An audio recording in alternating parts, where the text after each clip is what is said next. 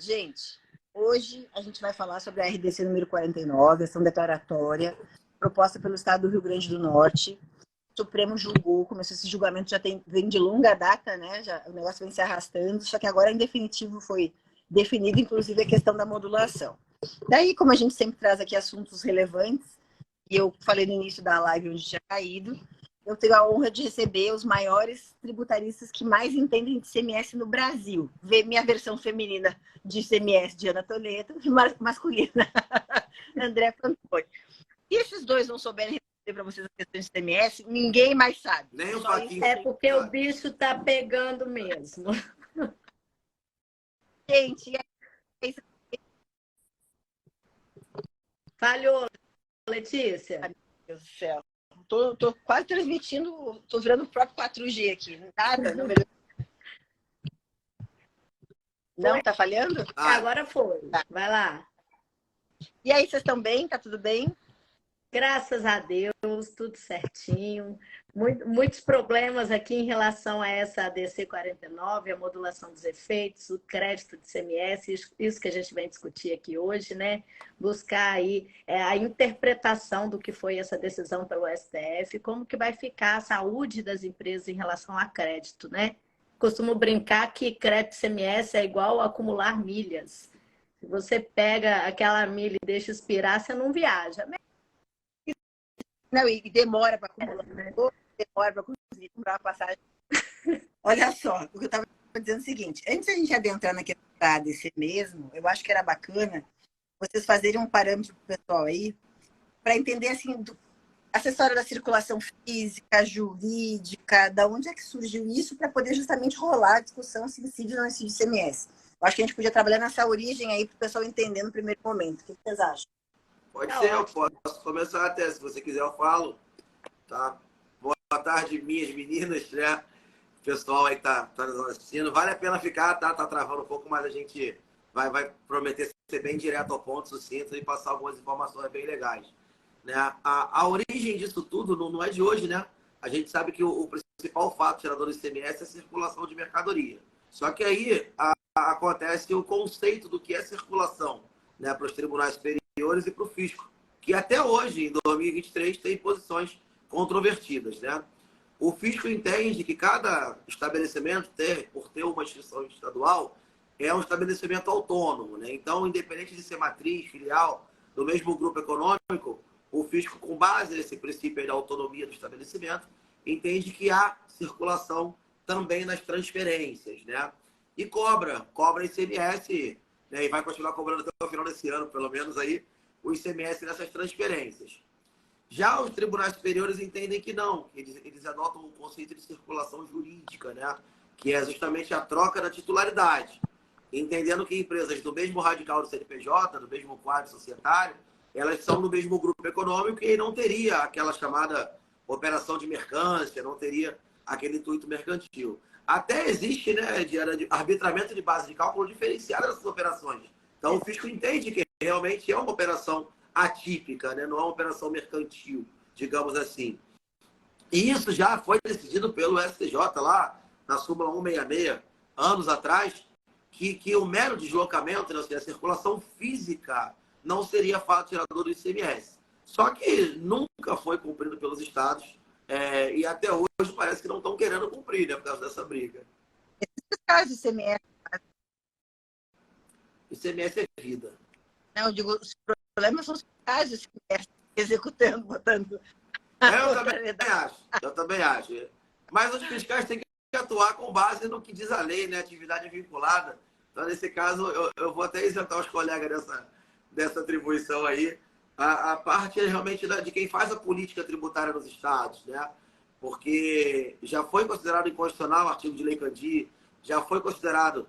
existe uma súmula do STJ, agora existe uma ADC do Supremo, que já foi votada em 2021, ratificando o entendimento do STJ. E só agora transitou em julgado por causa do embargos, que era de modulação de efeito com relação a crédito. Mas, assim, a hipótese de não incidência, né, Diana? Isso já está definido há anos. Nunca houve sequer uma decisão contrária do STF com relação a isso. Sempre foi no sentido da não incidência nas transferências. Exatamente. Os regulamento. Todos os regulamentos do ICMS, eles seguem a Lei Candir, né? A Lei Candir, ela diz que incide o ICMS na transferência das mercadorias. O Estado agarra esse dispositivo legal para continuar cobrando aí, né? Então, as empresas em que depende de cada situação, né? Naquilo que for mais vantajoso, não ter o pagamento do ICMS aí na transferência, que a gente vai ver aqui que nem sempre é uma boa opção por conta dos créditos, as empresas entravam, né, com uma medida judicial para requerer aí a não aplicação do ICMS no momento da transferência, né? E agora, como foi julgado e modulado para 2024, o modelo de comercialização em que não é vantajoso, ou seja, em que há o débito na saída e a empresa pode utilizar o crédito relativo à entrada, como é que vai ficar em relação a isso, né? Uma coisa, por exemplo, eu costumo dar muito exemplo aqui do Estado do Espírito Santo, aí puxando a sardinha aqui para o Estado, existem benefícios fiscais aqui no Espírito Santo em que a saída, você tem um benefício fiscal que torna integralmente crédito relativo à entrada. Aí a não incidência no momento da transferência é maravilhosa, não paga ICMS no momento da aquisição, por ser transferência, né, da aquisição, da entrada da mercadoria no estabelecimento filial. E aí na saída não há prejuízo nenhum, porque estorna integralmente esses créditos, né? Agora, aquelas empresas que saem com débito de ICMS na saída, como fica em relação aos créditos? Existe aí, você pode falar melhor do que eu, né, Fantoni?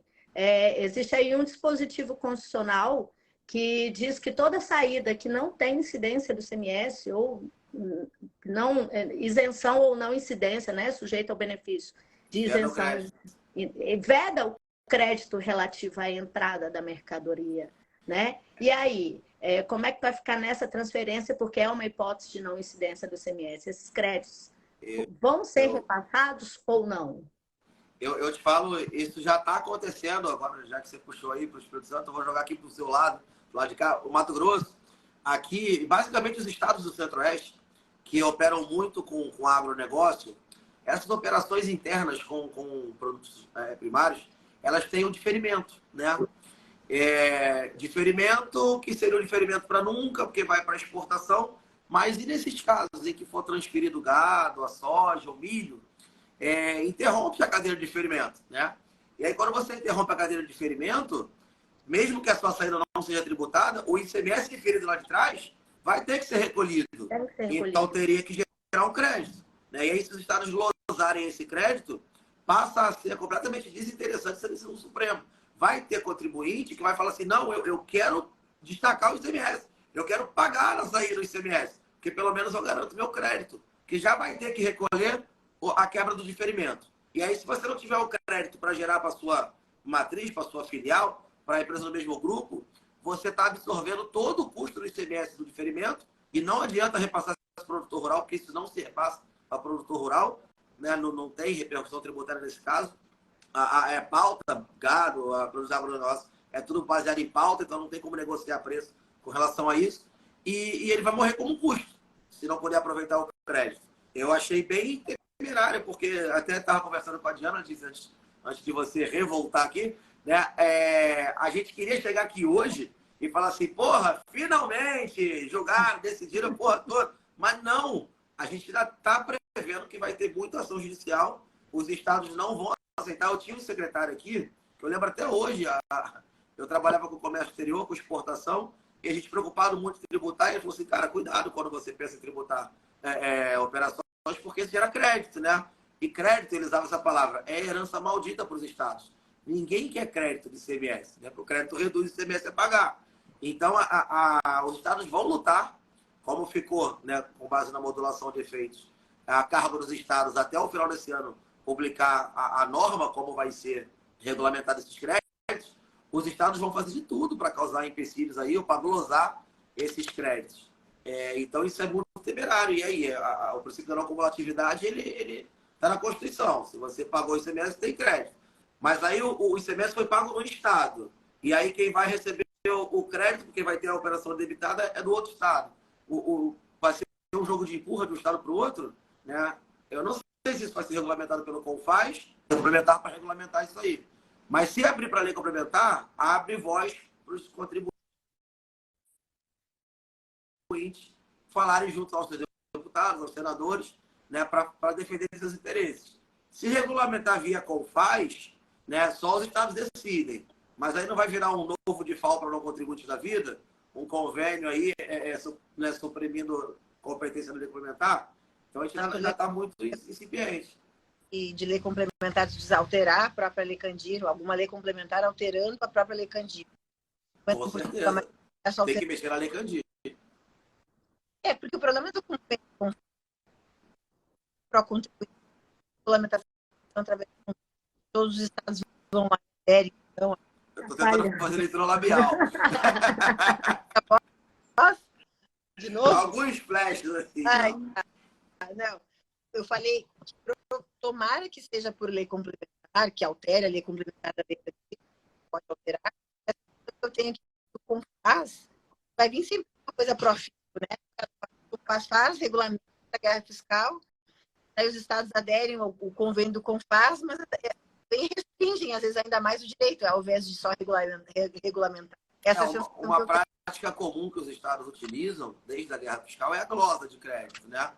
E aí, se os parâmetros forem estabelecidos aí, por exemplo, eu fico imaginando, viajando aqui, né, com a cabeça de fiscal ainda, fico imaginando o estado tem que regulamentar, então nós vamos regulamentar. Nós vamos autorizar o crédito para você, que não me ouça o secretário de Fazenda ou os colegas do fisco, para não ter essas ideias loucas, mas você pensando como fiscal para defender o crédito do Estado, vamos regulamentar igual o crédito ativo mobilizado, então.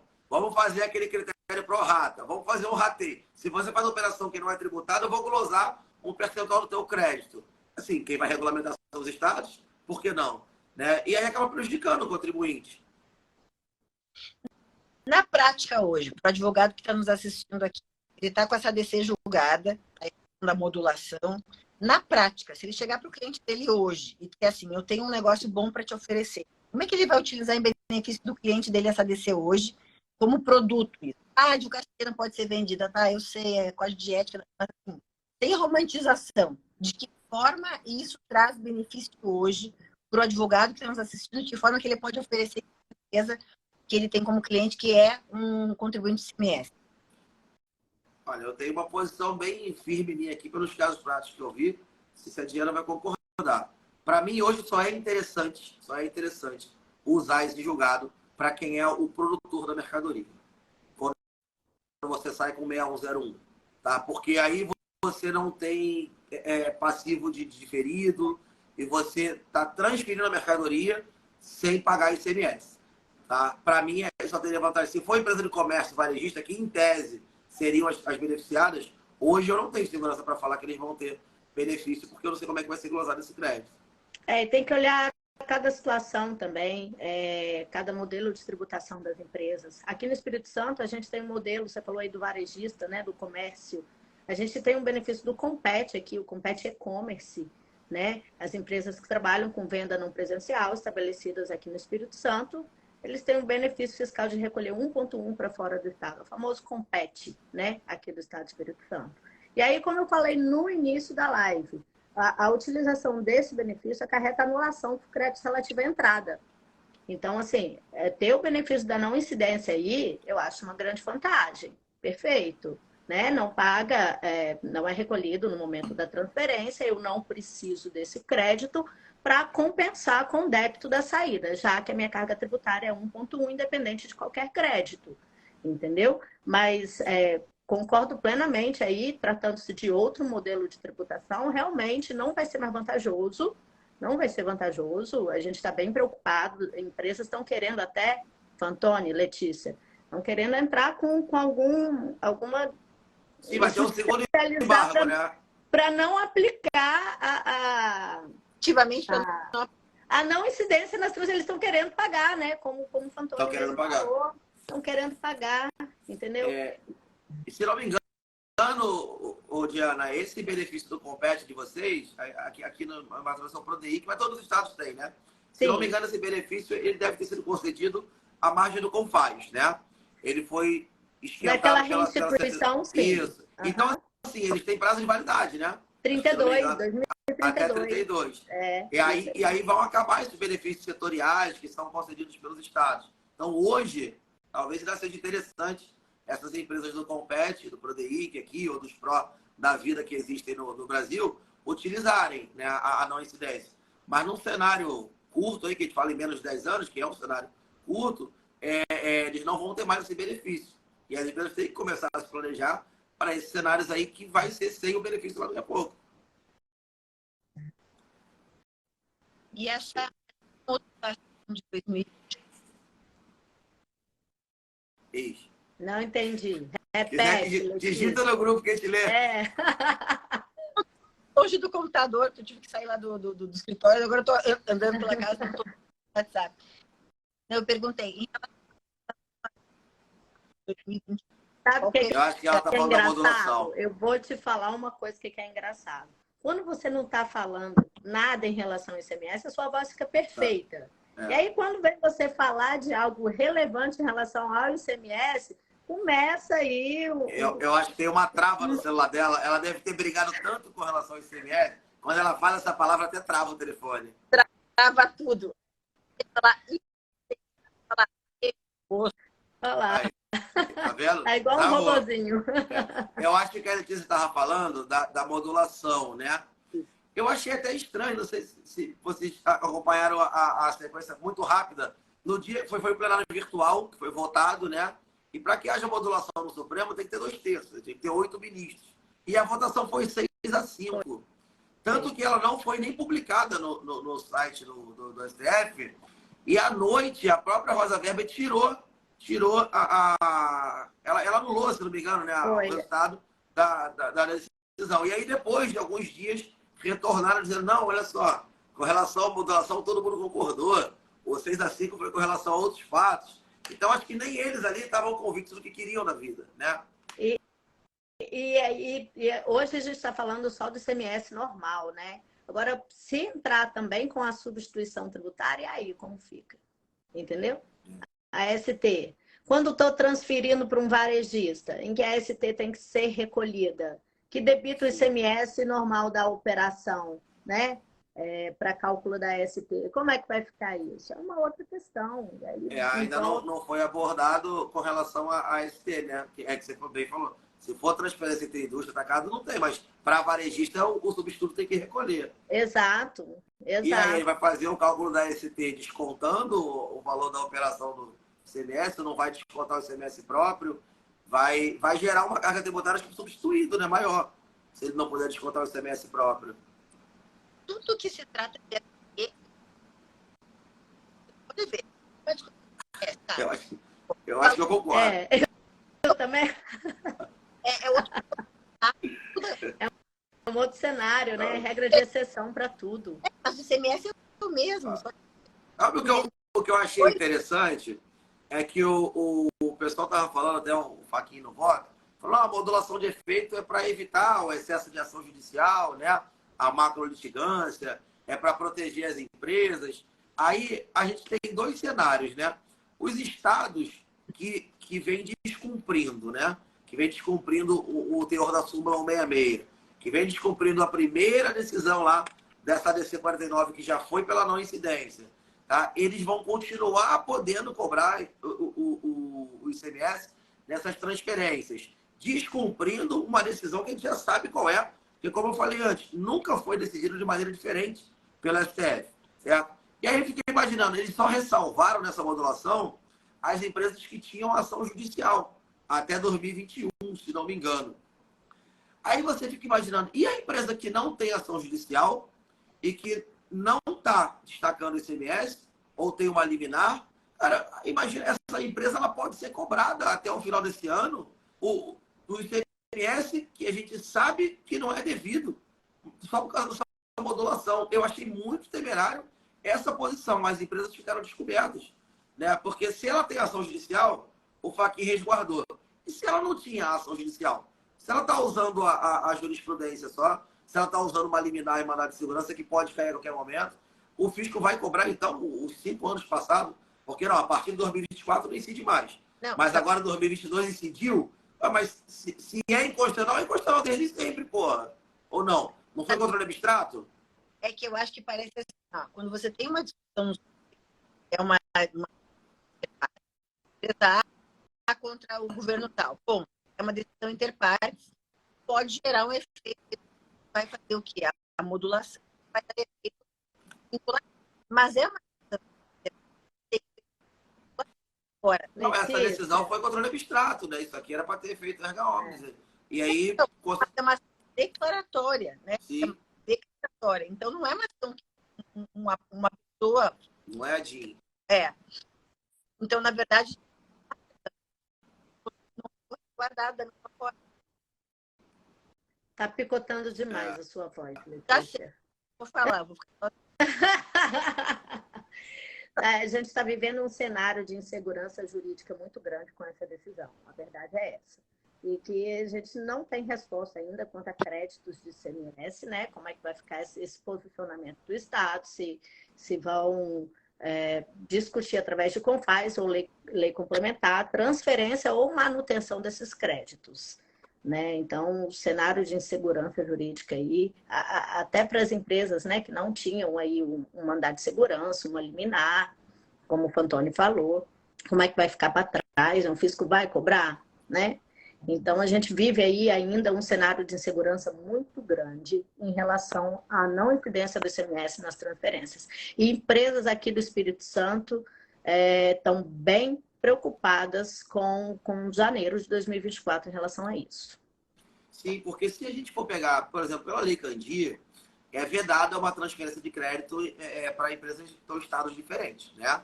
O crédito ele pode ser transferido, mas dentro do próprio estado, porque o crédito é do estado, a herança maldita, como a gente fala, é daquele estado, então aquele estado que absorva na transferência entre filiais ali, empresa do mesmo grupo dentro do estado. Para fora, a Lei Candir veda. Aí, se os estados forem regulamentar isso através do CONFAS, vai ser um convênio de ICMS. Cara, o convênio de ICMS, ele vai usurpar novamente a competência de uma lei complementar. Certo. Então, essa guerra não vai acabar nunca. Aí, por outro lado... Foi, inclusive, a questão de usurpar a competência aí da lei complementar. Só lembrando aqui que o diferencial de alíquota, né, houve essa guerra toda por conta disso. Então, isso pode gerar ainda, de novo, uma nova ação direta de inconstitucionalidade com um convênio que sobrevier, né? E, de novo, termos problemas aí em relação a ICMS nas transferências. Exato. O que eu acho bom nesse ponto, assim, eles vão acabar atropelando. No ruim de tudo, no final do ano, como faz aprova um convênio, como foi no DIFAL lá, que aprovaram o convênio dia 20 de dezembro, né? Porque, assim, do jeito que está o Congresso, vamos ver o cenário político. Não adianta, tem que passar pela política, né? Está completamente rachada, nego brigando por PEC de ditadura, de sigilo, de internet. Uma reforma tributária tramitando há 10 anos, né? E todo ano falando que vai sair. Eu, particularmente, tenho certeza que não vai sair. Eu nem acredito, não. Eu tenho certeza que não vai sair. Desde quando eu me entendo, porque eu estudei o primeiro artigo 3 do CTN lá, Conselho de Tributo, eu escuto falar reforma tributária e não sai, porque não tem consenso. Não tem. Então, o pessoal está perdendo tempo no Congresso discutindo mordaça, sigilo, uma reforma tributária que é para gerar mídia. E será que vai dar tempo de aprovar uma lei complementar esse ano ainda? Aí eu acho até bom, porque o Fachin falou, se não regulamentar, então está liberado. Permanência dos créditos. Então permanece o crédito e transfere de forma... Só que a Lei Candir veda.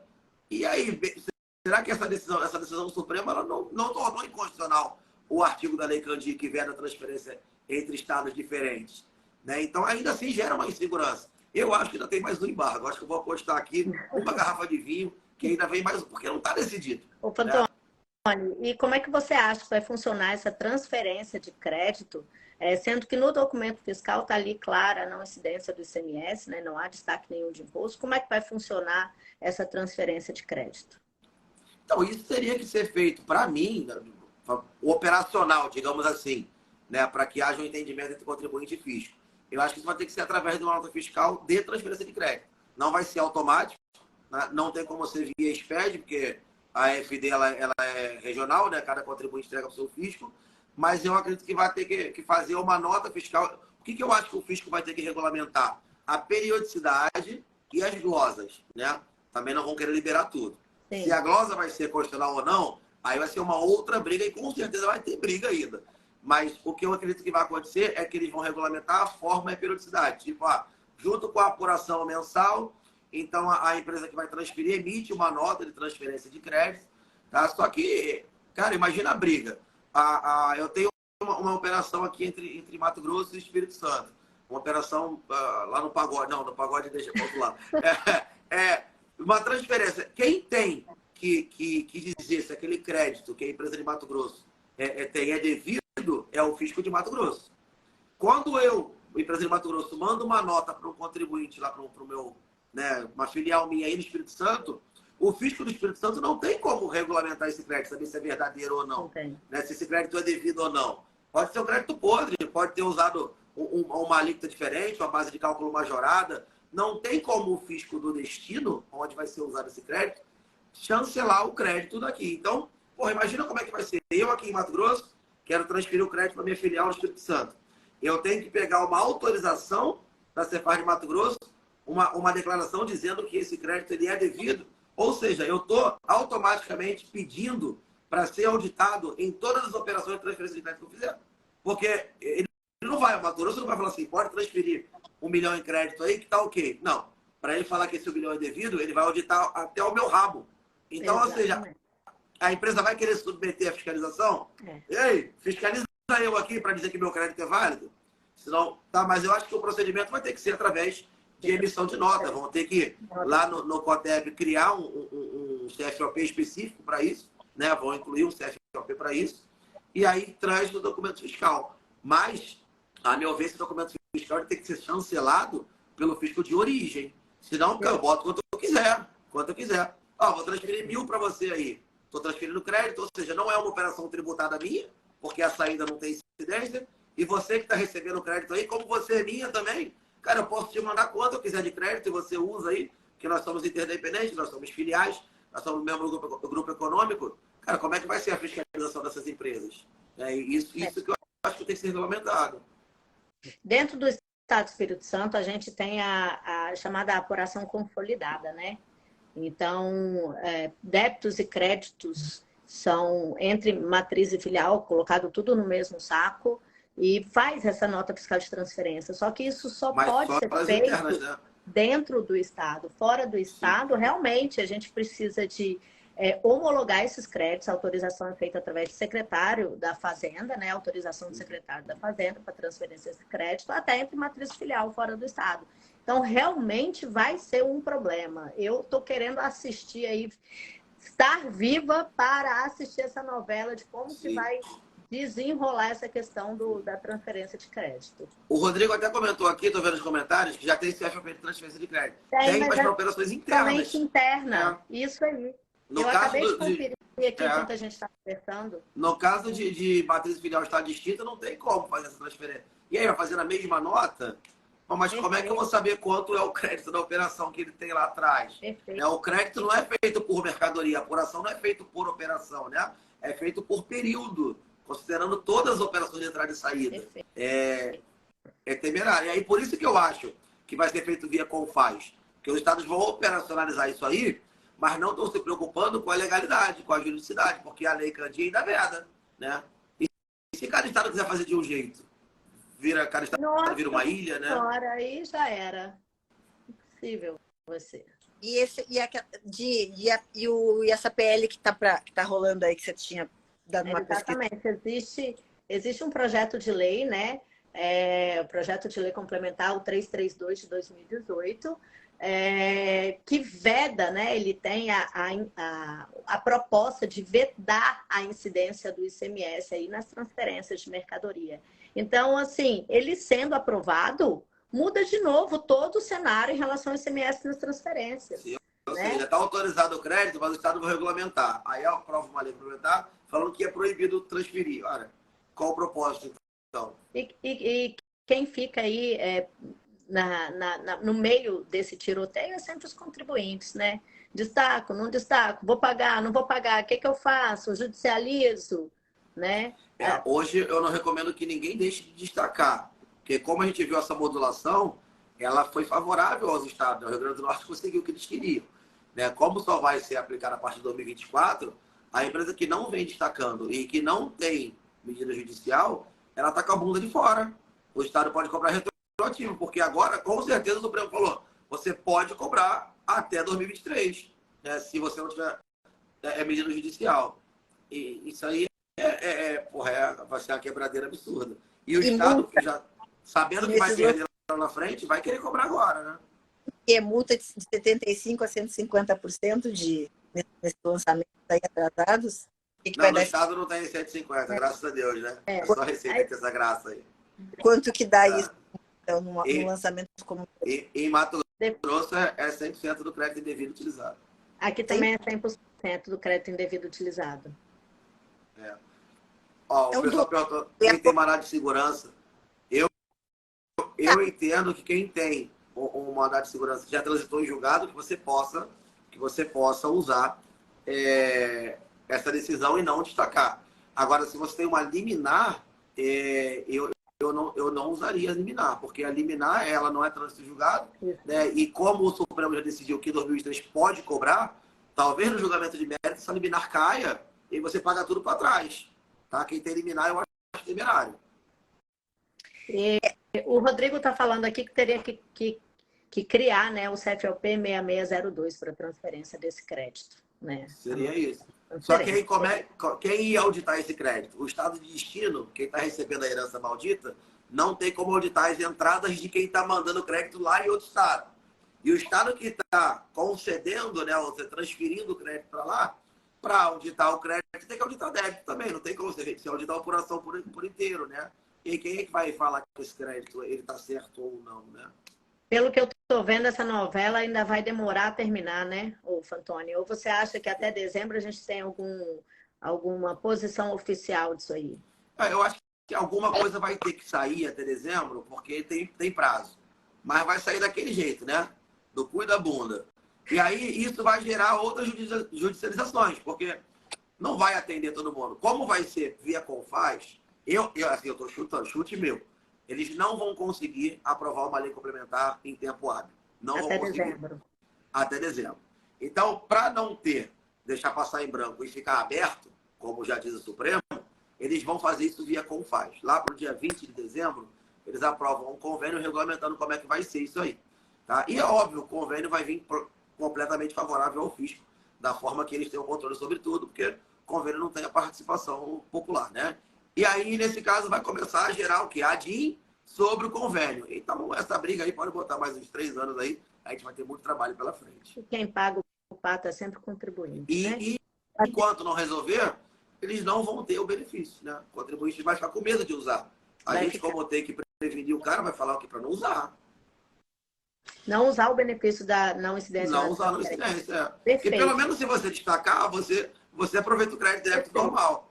Mas, Fantoni, por exemplo, pelo menos aqui no Espírito Santo, acho que em todos os estados essa legislação é repetida, você destacar imposto em documento fiscal quando há benefício de não incidência do ICMS é considerado crédito indevido. Então, não pode haver glosa, inclusive, desse crédito pelo destino? Pode, né? Mas para que esse crédito seja considerado indevido, eu entendo que teria que alterar a lei complementar. Porque hoje a lei complementar diz que é hipótese de incidência. Então, eu acho que a gente se apega ainda um pouco nessa possibilidade de destaque. Olha, eu estou destacando, estou pagando efetivamente o crédito, meu documento é idôneo, ele foi escriturado na FD, né? Então, como a Lei Candir, que não tem como os estados fazerem um convênio, né, anulando o dispositivo da lei complementar. Então, eu acredito que por ter esse dispositivo na lei ainda, poderia sim o estado destacar esse ICMS. Lógico, é um risco. O risco mas existe um respaldo legal, né? Por isso, a solução seria uma lei complementar. E a lei complementar não vai sair, então. Vamos. Tem uma pergunta aqui que vocês até já comentaram, só vou fazer. A Nayara Macedo mandou aqui no Perguntas. Vocês até já falaram sobre a questão da transferência interestadual, mas ela está dizendo que isso vale para as transferências dentro do Estado? Não, também. É que dentro do Estado é mais fácil. Dentro do Estado é mais fácil. Né? Já é autorizado hoje a transferência de crédito. Isso. Entendeu? Que é a chamada aqui apuração consolidada, como a gente falou. A gente junta todos os débitos e créditos de matriz e filial e faz uma apuração só, apesar de todos os estabelecimentos serem considerados autônomos. Continuam sendo autônomos, mas a questão aí do recolhimento do CMS é com... Até porque a responsabilidade entre eles já é solidária, né? Pelo menos aqui deve ser em qualquer lugar. Sim. Como é solidário, então o fisco permite que faça a apuração através de um só, através da matriz, por exemplo, consolidando a apuração individual de cada estabelecimento. E aí então, dentro do Estado, tá tranquilo. É aí que entra o CFLP, que a gente discutiu aqui, que só tem da operação interna, né? É o 5605, transferência de saldo devedor de CMS de outro estabelecimento da mesma empresa. É isso. Ela repetiu a pergunta, ela botou aqui, ó. Eu falo de que a decisão afeta as transferências dentro do Estado? Não é a mesma pergunta?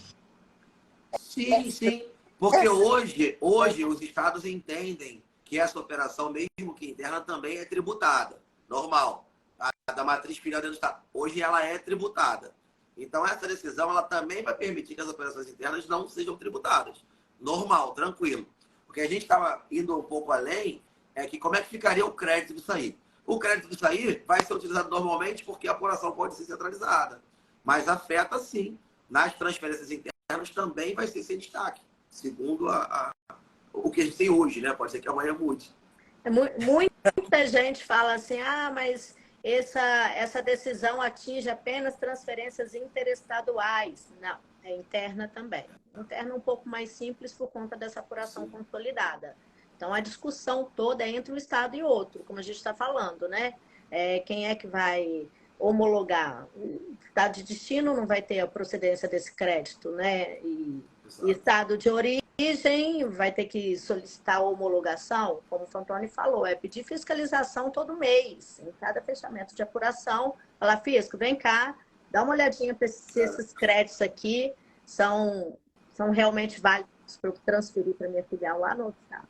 Então, ela complementou, ela agradeceu, né, pela resposta de vocês. Ela botou assim: é porque alguns profissionais entendem que valeria somente para decisão interestadual. Não. Interno ou interestadual. As duas, tá? As duas.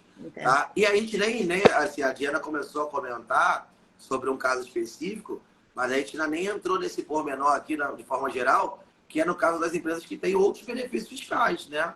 Alguns benefícios permitem manutenção do crédito, outros prevêem o estorno do crédito, né? Outros concedem um crédito presumido, por exemplo, e as transportadoras, né? Que tem crédito presumido, crédito otorgado. E aí vai ter que rever todos os benefícios fiscais, porque ele é obrigado a estornar o crédito. Não, mas o crédito não é ele que vai utilizar, é o outro. Então nesse caso ele pode transferir o crédito, ou ele também é obrigado a estornar. Porque se ele estornar, ele não tem mais cabimento ele fazer essa operação sem tributação. Porra, vai afetar todos os segmentos aí. Quem tem benefício, quem não tem benefício, quem é produtor, quem é varejista. E a transferência de ativo, né? Transferência de ativo imobilizado, vai ficar sem crédito, mesmo que seja um 48 avos. Em relação ao diferencial de alíquota, transferência de uso, consumo ou ativo também. Deve ser recolhido o diferencial de alíquota, entendeu? E aí? Isso já não é mais uma novela, isso já virou uma minissérie da Netflix, aquelas intermináveis. Não é à toa que a gente já tem uma decisão pacificada, uma súmula do STJ. Não é à toa que em 2021 já foi confirmado pelo STF, né, nessa mesma DC 49, que não há incidência. E agora, 2 anos depois, ainda está se discutindo porque tem muitas complicações, né? Esse assunto é uma série que já está na 5ª temporada, Letícia. Prepare todos os seus pipocas. Não.